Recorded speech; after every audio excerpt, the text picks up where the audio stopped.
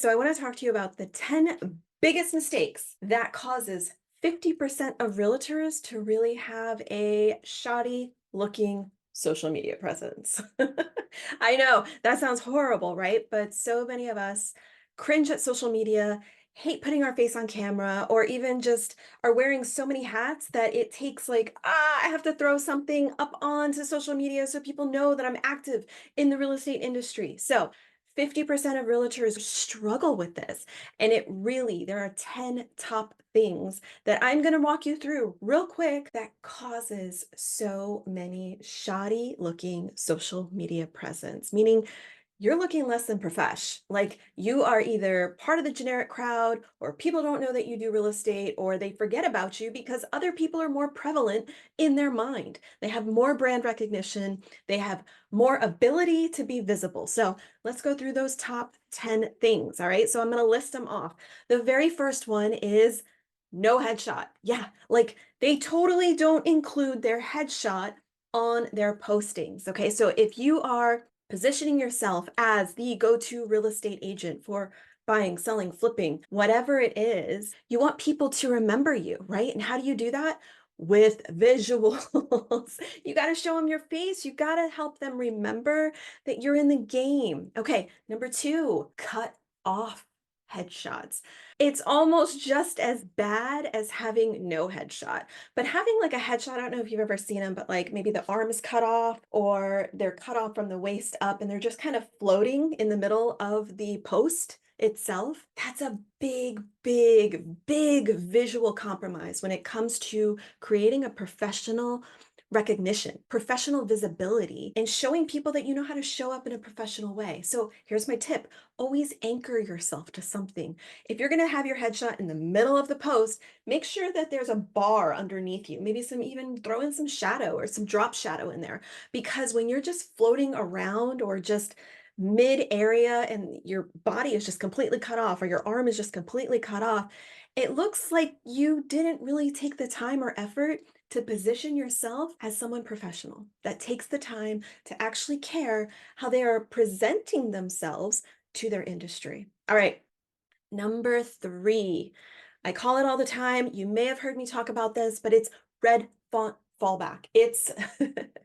I call it red font fallback because it's one of the things that a lot of realtors do when they're just like, I don't have enough time. Oh my gosh, I just closed. Throw it up. Just put up the picture of the property and put just closed in big red font so to get people's attention. I call that red font fallback because it is a fallback tactic. And here's the thing, psychologically in our minds, we pay attention to red, but then we forget about it. We actually bury it deep. It's like a overdue, past due, eviction notice. It's those type of things that we're like, ugh, red kind of cringes the visual. Your eyes, your mind, everything in your psyche to remember something like brand recognition, if that's what you're trying to build in your industry, avoid red font fallback. So don't put just sold or under contract with big red font. And on that same note, don't just put under contract in big font without your headshot, without something showing, hey, I'm the agent behind this, doing all the work, getting this property to the closing table. All right. Number four, brokerage focused only. I see this time and time again, and brokerages always are really good about giving away free marketing tools that spotlight them. And I say this all the time.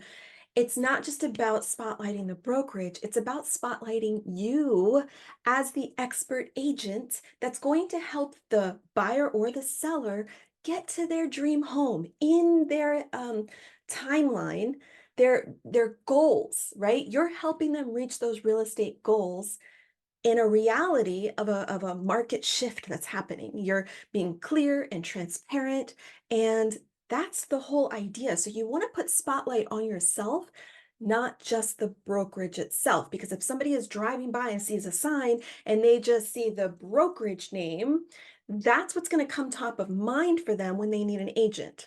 So I could sit here and name all the different kinds of brokerages. You guys know many of them. There's hundreds of thousands of brokerages out there. Make sure that you are coming top of mind. Oh, agent so-and-so from brokerage XYZ, that's who I want to work with. All right, let's keep going here. Let's see where we are. 5. The other thing is really switching your templates. So I say templates because a lot of people are leveraging Canva now, right? So there's a lot of predisposed templates on there. You can buy them from Etsy. You can do them all different ways. I work with my clients to avoid those generic templates. We do custom templates so that they're still doing the drag and drop, but I like to get them away from how everybody else is showing up, right? So, but here's the thing, consistency is what you want to build in. So, whatever um, application you're using, if it's there's so many out there, but let me just talk about Canva. Canva is one of the main traditional ones that a lot of agents know of and use. If you're using that, you can search through, you can find a whole bunch of different generic templates, right? Don't switch it up all the time. And I see it all the time online. Agents, I don't know if you just get like stir crazy and you're like, I'm sick of the blue one. Now I'm going to use the brown one. Oh, I'm sick of the brown one. Now I'm going to use the red one. I'm sick of the red one. Ooh, now I'm going to do pink.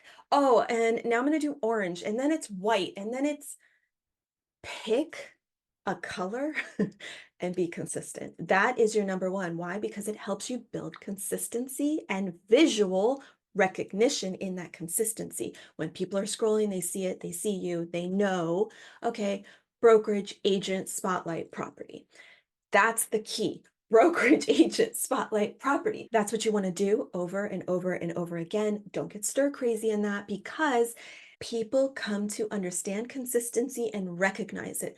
I always talk about Coca-Cola being the one that consistency always works for them. You can use any top brand out there, McDonald's, Coca-Cola, Pepsi, uh, I don't know, Patron. You could use anything from any industry, whatever the brand is, they stick with it, right? Nike shoe boxes are always in the orange shoe boxes. They always are. Coca-Cola is always with the red label and the white font. You come to know it and recognize it. They don't just wake up one morning and they're like, oh, let's change the entire thing to purple today because I'm really bored of red. They don't do that because they understand the power of consistency and already being in people's minds of recognition. That is what you're after. When you are using social media as a marketing tactic, that is what you are after. That is what you are trying to build as an entrepreneur by yourself as a realtor, whether you have a team or you're a one man amazing, one woman amazing real estate team. This is what you're trying to build. Okay, let's keep going because we're getting down the list. Number 6, it kind of goes into that same idea of changing out those templates, but not having a consistent look and feel. And this could go into fonts. It could go into maybe having like some images on this side, and then your font is cursive one time and it says just closed, which by the way, got to be careful with that because fonts are always very, very hard to read when they're cursive. You want to do the 3-second rule. If you can't read it real quick, people aren't going to see it. So pick a nice sans serif or serif font so that it is bold enough so eyes can see it, register it, and recognize what it is you're trying to say to them. So stay with a consistent look. In any true brand guidelines, you will find that fonts are even defined for you. When you hire a professional, they define fonts for you. There's a reason for that because those fonts are connected to how you are perceived, all right? So these are just quick little tips for you if you're out there doing your own marketing and branding. All right, so here we go. 7, too much to look at. Very busy. Have you ever seen those posts where you're like, where is I don't even know what I'm looking at. Like they have a background of a property and then in it, they have like 5 images of the property. And then in the middle, they have the headshot with their cut off of their body. That's a lot to look at. It's like, whoa, what are you saying in this post? So always have what it is you're trying to convey in the post. If it's, hey, I'm the expert that just closed this property, then say that. Maybe it's a 1 or 2 images. Maybe it's the clients at the closing table. Maybe they don't have to have their face in there. Signing you, I'm the agent that helped make this property happen and the property, right? You don't need the overkill of all these images. People aren't seeing it. It's actually creating confusion for the eye. Okay. So you want to remember that. I don't want to say be vanilla because I don't process vanilla very well. I love details, but Have eye flow to it. Have it where it's not like, whoa, overwhelming visual. You want it to be able to be digestible and juicy all at the same time. All right, number 8, we kind of already touched on this, hard to read fonts. I do say this a lot. Stay away from cursive fonts. I don't know how else to tell you. If you're going to use cursive fonts, do not use them for a main headline.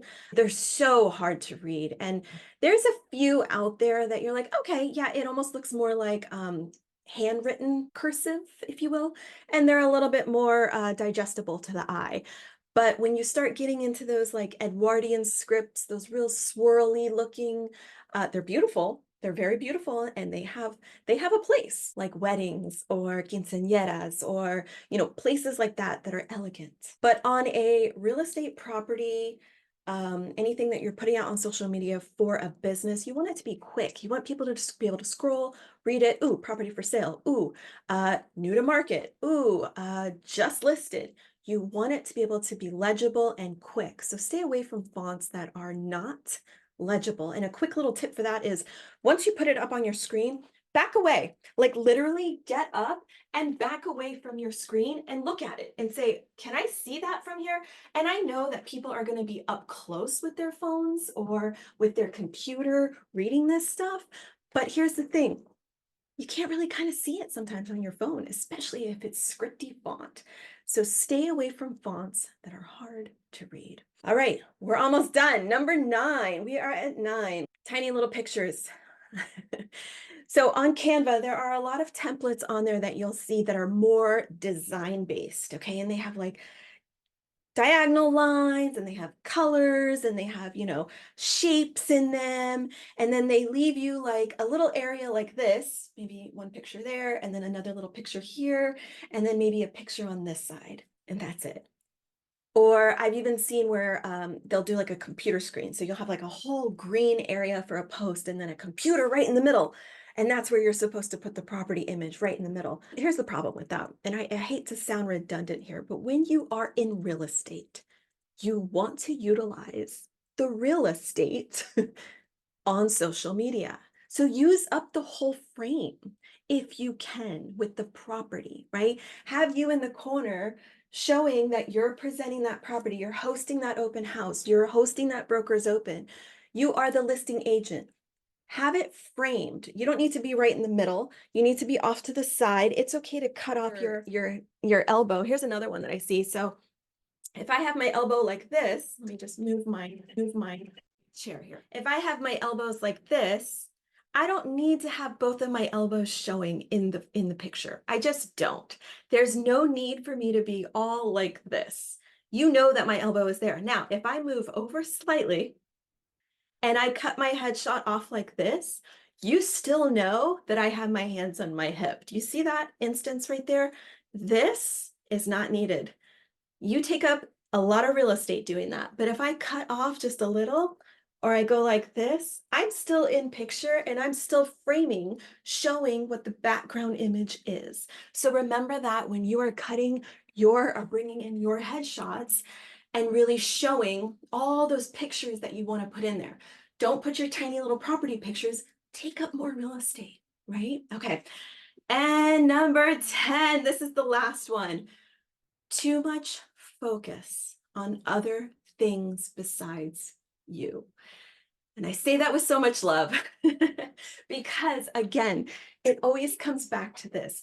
When I work with my clients long term, it's about showcasing them, bringing them more visibility. Why? Because they're the ones helping their clients. They're the ones that are helping their clients close their properties or get into their dream homes in the timeline needed, right? So the spotlight really needs to be on you. If you have a bright colored brokerage logo taking up half of the real estate, the eye is going to gravitate towards that brokerage logo. And I can think of, well, 5 off the top of my head right now of brokerage logos that are really bright colors, really contrasting colors, colors that take the eye away from you and put the focus on the brokerage.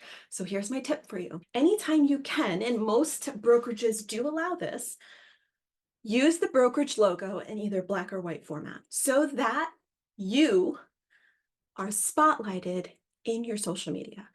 You are the one that is coming top of mind. You are the one that is getting registered into their eyes.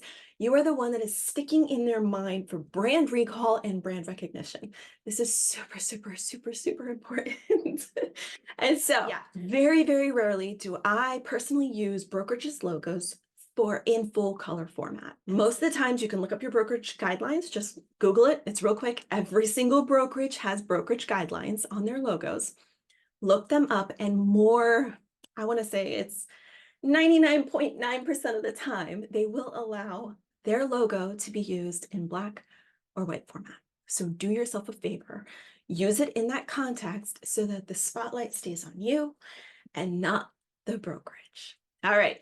Those are my 10 tips. Those are the 10 biggest tips that I have for realtors that causes 50% of realtors to really have shoddy social media presence and keeps them down in a very generic crowd of real estate agents, making them look like everybody else. So that's my tips. Take them or leave them, but I have been utilizing these tips many a times in my clients. Working with my clients long-term helps them close between 12 and $22 million a year, depending on how much they're hustling out there. But these are the things that bring organic visibility to them.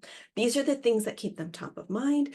These are the things that create lead generation for them without them having to buy leads, cold call, or door knock. So I'm handing those tips over to you. I hope that you can use them. And if you need any further help, definitely click on the link below, contact me, and maybe we can get on a call together and see if it's a good fit for us to work together. Maybe you're one of clients that I can help get you to a better visibility area in your social media.